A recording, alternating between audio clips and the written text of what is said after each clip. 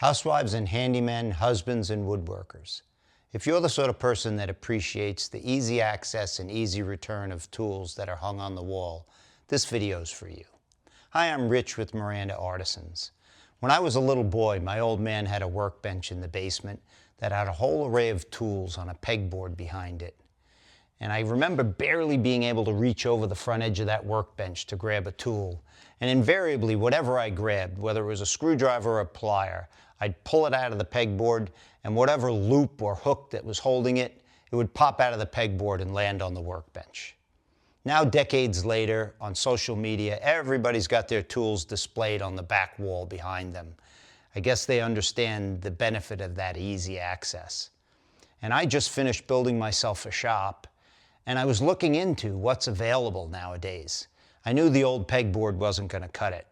I started to look at metal pegboard, which I had seen in a few videos, but it turns out it's a little bit pricey. If I was going to cover any significant portion of this wall with metal pegboard, it was going to cost me a fair amount. Another system that people use, which I actually really like, is I've seen people use the French cleat system. The beauty of this system is you could possibly do it out of scrap if you have enough scrap lying around. And basically what you do is you cut a 45 on both halves. One part attaches to the wall, the other part locks into it, and you can attach your tools to it. The whole idea here is to give you sort of a modular system where you can move stuff around as you get new tools. This is a great system, but it wasn't quite there for me yet. I guess maybe there was a phobia I had from when I was a little boy. It was in my mind, the tools dropping off. It wasn't obvious to me at first, but then I came up with this system. We use T-track in woodworking all the time to hold things down. And I thought, well, if it's great for holding things down, it's probably great for holding things up.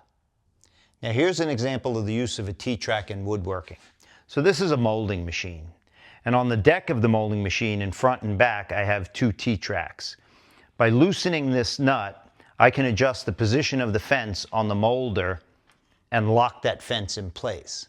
Now, if we go over to the drill press, I have two T-tracks embedded in the table on the drill press.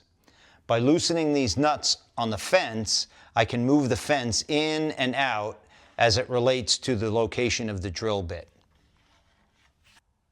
A T-track is basically just a strip of aluminum that has a groove cut in it. A T-bolt is a bolt with a specialty head that's designed to slide into that track, and it basically holds in there with some fervor. If you wanted to go the inexpensive route, you could just add a washer and a wing nut.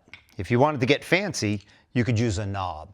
Turns out I did a little bit of both. So starting at the top, I installed the T-tracks about 4.5 inches down, and then every 4.5 inches. If you look inside this cabinet, you can see the knobs that I used to attach this cabinet. I made up a board that attaches. I made up this bracket for my planes. You can even buy these magnetic strips which have holes in them. They just slide right on the T-bolts and lock them in. Anything that has a hole in it that can be attached to a bolt can be attached to a T-track. If you enjoyed this video, please like and subscribe. Thank you, and God bless.